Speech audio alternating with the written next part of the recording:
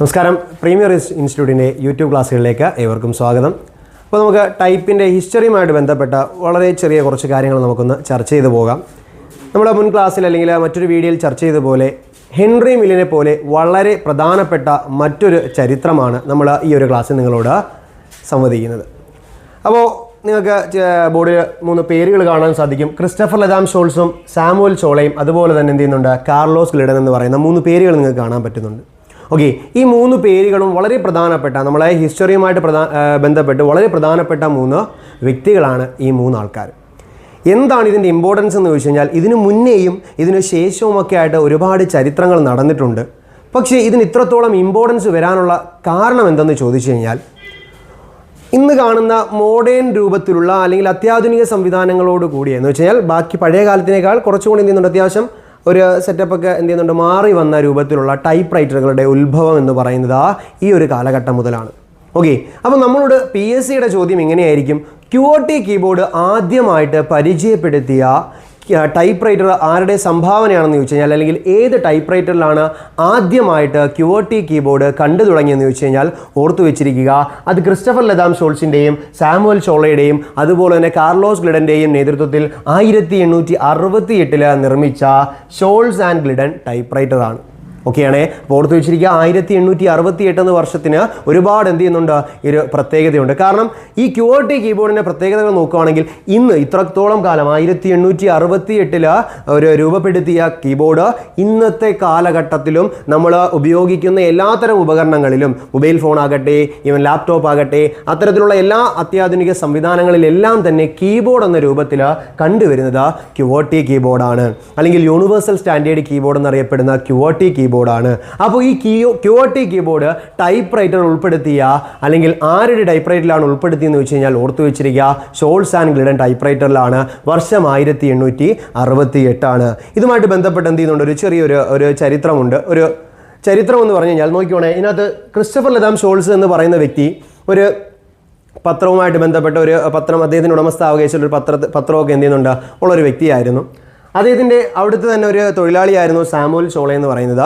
അതുപോലെ തന്നെ Carlos Glidden എന്ന് പറയുന്നത് അവരുടെ അത്യാവശ്യം ഒരു മെക്കാനിക്കാണ്. അവരുടെ അത്യാവശ്യം എന്ത് ചെയ്യുന്നുണ്ട്, സ്ഥാപനത്തിലുള്ള വസ്തുക്കളൊക്കെ അത്യാവശ്യം എന്ത് ചെയ്യുന്നുണ്ട്, മെക്കാനിക്കൽ വർക്കുകൾ ചെയ്യുന്നൊരു വ്യക്തിയാണ് നമ്മുടെ ഗ്ലിഡൻ എന്ന് പറയുന്ന വ്യക്തി.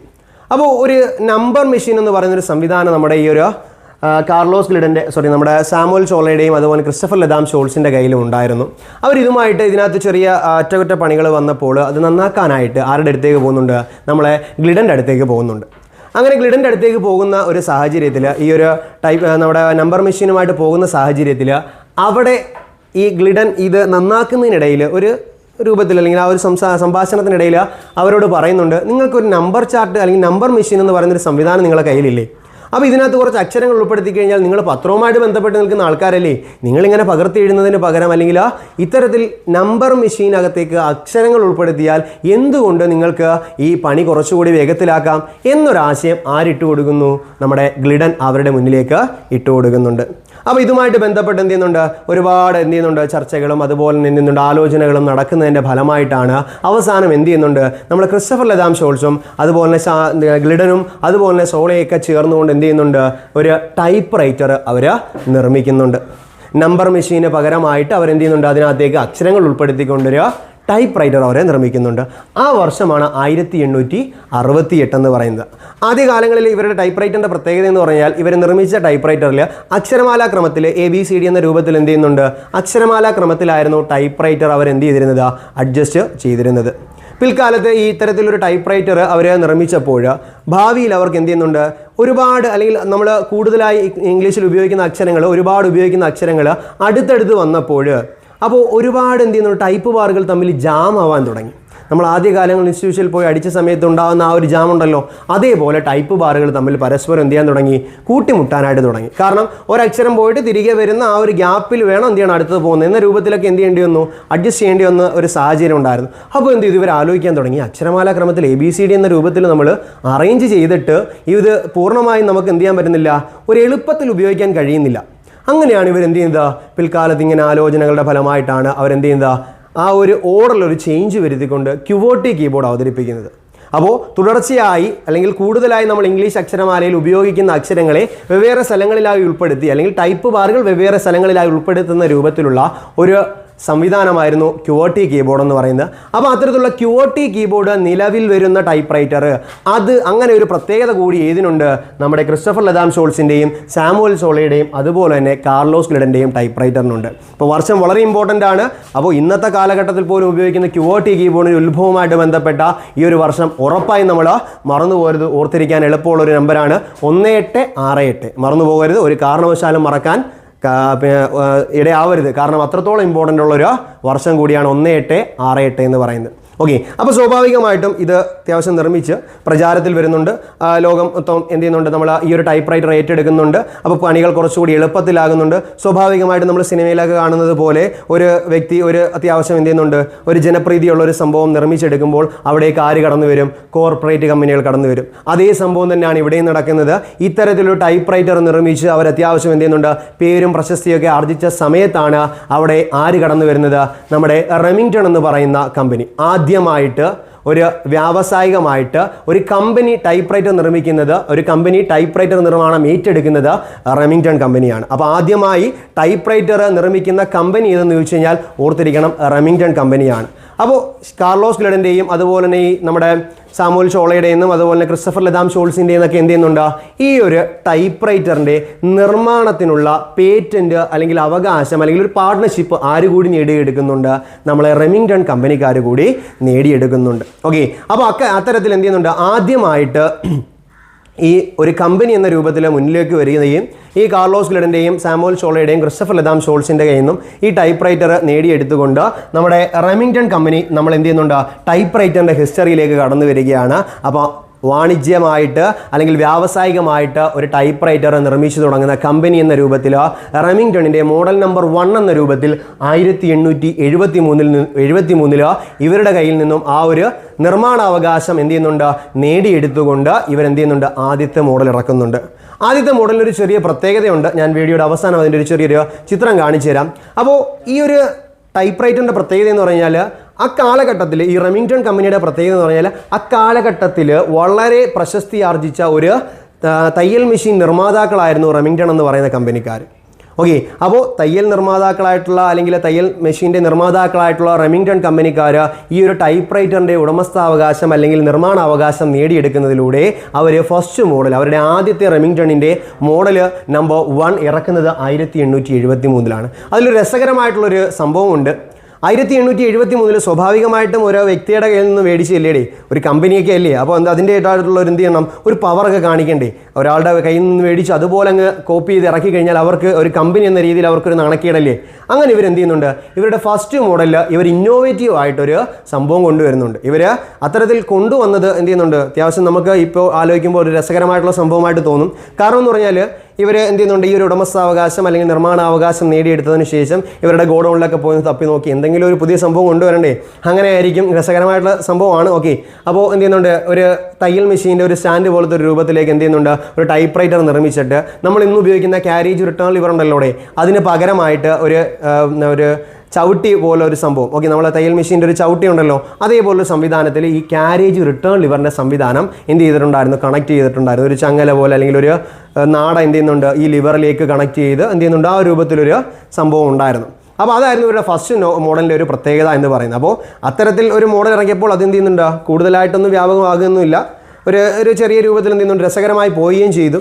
ഇതിൻ്റെ നാണക്കേട് മറികടക്കാനെന്ന രൂപത്തിൽ ഇവരെന്ത് ചെയ്യുന്നുണ്ട്? ഒരുപാട് കാലം ഇങ്ങനെ ആലോചിച്ച് 1878 ഓക്കെ 1878 റെമിംഗ്ടണിൻ്റെ മോഡൽ നമ്പർ 2 ഇറങ്ങുന്നത്. ഓക്കെ, റെമിംഗ്ടൺ കമ്പനിക്കാർ അവരുടെ ടൈപ്പ് റൈറ്ററിൻ്റെ മോഡൽ നമ്പർ 2 ഇറക്കുന്നത് 1878. അപ്പോൾ ഈ 1878 പ്രത്യേകത എന്താണെന്ന് ചോദിച്ചു കഴിഞ്ഞാൽ ഒരുപാട് എന്ത് ചെയ്യുന്നുണ്ട്? നേരത്തെ ഒരു രസകരമായി പോയ ആ ഒരു നിർമ്മാണം ഒരു വിപ്ലവകരമായ മാറ്റമാണ് എന്ത് ചെയ്യുന്നത്? 1878 അവർ നിർമ്മിച്ചപ്പോൾ ഉണ്ടായത്. ഇന്ന് നമ്മൾ ഉപയോഗിക്കുന്ന ടൈപ്പ് റൈറ്ററിൽ ഉള്ള ഷിഫ്റ്റ് കീ എന്ന് പറയുന്ന മെക്കാനിസം ടൈപ്പ് റൈറ്ററിലേക്ക് കൊണ്ടുവന്നത് നമ്മളെ റെമിംഗ്ടൺ മോഡൽ നമ്പർ 2 ആണ്.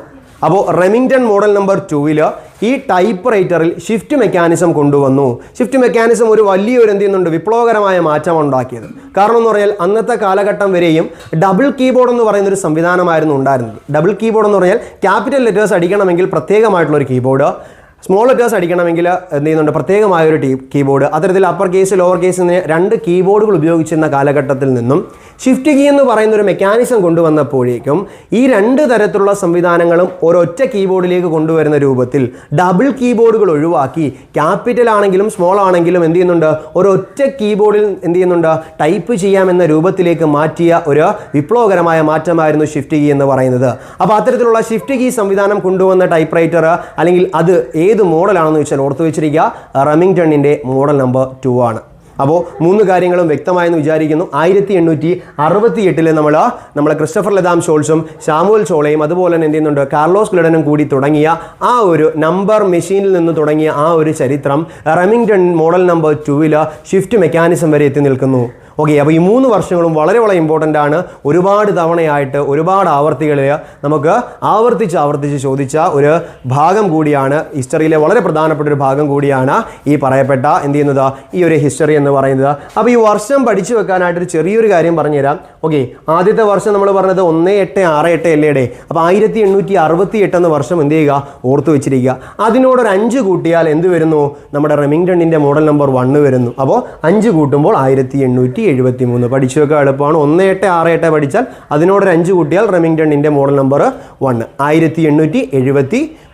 അതിനോട് വീണ്ടും എന്ത് ചെയ്യുന്നുണ്ട്, 5 വർഷം എടുത്തു ഷിഫ്റ്റ് കീ മെക്കാനിസം വന്ന് കീബോർഡ് വരാനായിട്ട് അല്ലെങ്കിൽ ടൈപ്പ് റൈറ്റർ വരാനായിട്ട്. അപ്പോൾ വീണ്ടും എന്ത് ചെയ്യുന്നുണ്ട്, 1873 5 കൂട്ടിയാൽ 1878. അപ്പോൾ 1868 തുടങ്ങി 1878 അവസാനിക്കുന്ന ഈ ഒരു ചരിത്രം ഈ രൂപത്തിലാണ് പോയിക്കൊണ്ടിരിക്കുന്നത്. അപ്പോൾ ഇതുമായിട്ട് ചോദിച്ചിട്ടുള്ള മുൻകാലങ്ങളിൽ ചോദിച്ച എന്ത് ചെയ്യുന്നുണ്ട്, 2-3 ക്വസ്റ്റ്യൻസ് കൂടെ നമുക്കൊന്ന് ഡിസ്കസ് ചെയ്ത് പോകാം. നോക്കിക്കോണേ.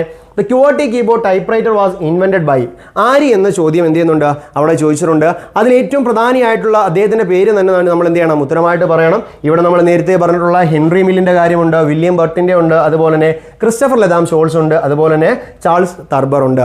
ഇവരൊന്നുമല്ല, ഇവരൊക്കെ എന്ത് ചെയ്യുന്നുണ്ട്, ഹിസ്റ്ററിയുമായിട്ട് ബന്ധപ്പെട്ട ആൾക്കാരാണ്. പക്ഷേ ഇതിന് ഉത്തരമായിട്ട് വരുന്ന ആരാണ്, നമ്മുടെ ക്രിസ്റ്റഫർ ലെതാം ഷോൾസ്. ആ പത്രത്തിൻ്റെ ഉടമസ്ഥാവകാശമുള്ള അവരിൽ പ്രധാനിയായിട്ടുള്ള ക്രിസ്റ്റഫർ ലെതാം ഷോൾസിൻ്റെ പേരിലാണ് QWERTY കീബോർഡ് ഉൾപ്പെടുത്തിയ ആ ഒരു ടൈപ്പ് റൈറ്ററിൻ്റെ ഉടമസ്ഥാവകാശമുള്ളത്. ഓക്കെ, മറ്റൊരു ചോദ്യം പരിചയപ്പെടാം. The Remington manufactured the first typewriter in the year. ഏത് വർഷമാണെന്നതാണ് ചോദ്യം. റെമിംഗ്ടണിൻ്റെ മോഡൽ നമ്പർ 1 നമ്മൾ അങ്ങനെ തന്നെ ഓർത്ത് വെച്ചിരിക്കുക. റെമിംഗ്ടൺ കമ്പനിക്കാർ ആദ്യമായിട്ട് ടൈപ്പ് റൈറ്റർ നിർമ്മിച്ച വർഷം ഏതെന്ന് ചോദിച്ചു കഴിഞ്ഞാൽ 1873. ഇത് ഓർത്ത് വെക്കാനായിട്ട് നമ്മൾ പറഞ്ഞത് അവരുടെ തയ്യൽ മെഷീൻ്റെ അല്ലെങ്കിൽ നിർമ്മാണവുമായിട്ട് ബന്ധപ്പെട്ട് നിന്നിരുന്നവരായതുകൊണ്ട് തന്നെ എന്ത് ചെയ്യുന്നുണ്ട്, അതുമായിട്ട് സമാനമായിട്ടുള്ള ഒരു എന്ത് ചെയ്യുന്നുണ്ട്, ഒരു സംവിധാനമായിരുന്നു 1873 നിർമ്മിച്ച അവരുടെ ടൈപ്പ് റൈറ്ററിനുണ്ടായിരുന്ന പ്രത്യേകതകളെന്ന് പറയുന്നത്.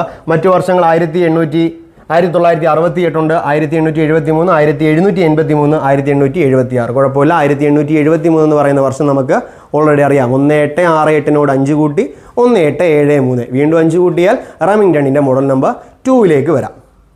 ഓക്കെ, അപ്പോൾ ഇതുമായിട്ട് ബന്ധപ്പെട്ട് എന്ത് ചെയ്യുന്നുണ്ട്, ഇത്തരം 2-3 ചോദ്യങ്ങളൊന്ന് നോക്കി വെച്ചിരിക്കുക.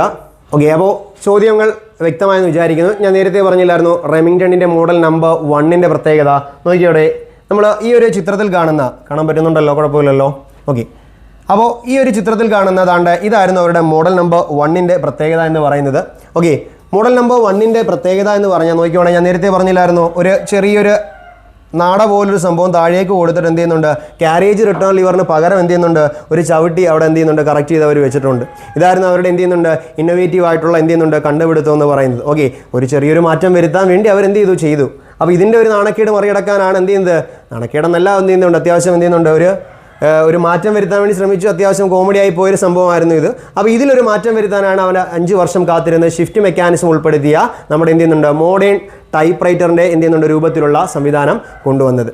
അപ്പോൾ ഈ ഷിഫ്റ്റ് മെക്കാനിസവും അതുപോലെ തന്നെ നമ്മുടെ റെമിംഗ്ടണിൻ്റെ മോഡൽ നമ്പർ 1 അതുപോലെ തന്നെ QWERTY കീബോർഡ് എന്ന് പറയുന്നതും ടൈപ്പ് റൈറ്ററിൻ്റെ ഹിസ്റ്ററിയുമായിട്ടും അതുപോലെ ടൈപ്പ് റൈറ്ററിൻ്റെ മെക്കാനിസവും ഒക്കെ ആയിട്ട് എന്ത് ചെയ്യുന്നുണ്ട്, വളരെ പ്രധാനപ്പെട്ട 3 ഭാഗങ്ങളാണ്. അതുകൊണ്ട് തന്നെ ഉറപ്പായും പ്രതീക്ഷിക്കാവുന്ന ഒരു ചോദ്യമാണ് എന്ത് ചെയ്യുന്നത്, ഈ 3 കാര്യങ്ങളിൽ നിന്നുള്ളത്. വർഷം ചോദിക്കാം, വ്യക്തികളുടെ പേര് ചോദിക്കാം, മോഡലുകൾ ചോദിക്കാം, കമ്പനികളുടെ പേര് ചോദിക്കാം. അത്തരത്തിൽ ഒരുപാട് പ്രതീക്ഷിക്കാൻ കഴിയുന്ന ഒരു മേഖല കൂടിയാണ് ഹിസ്റ്ററിയിൽ ഈ ഒരു ഭാഗം എന്ന് പറയുന്നത്. അപ്പോൾ വ്യക്തമായി മനസ്സിലായി എന്ന് കരുതുന്നുണ്ട്. അപ്പോൾ അടുത്ത ക്ലാസ്സുകളിൽ നമുക്ക് വിശദമായിട്ടുള്ള വീഡിയോകളുമായിട്ട് വീണ്ടും കാണാം. അപ്പോൾ അടുത്ത വീഡിയോയിൽ കാണുന്നതുവരേക്കും നന്ദി, നമസ്കാരം.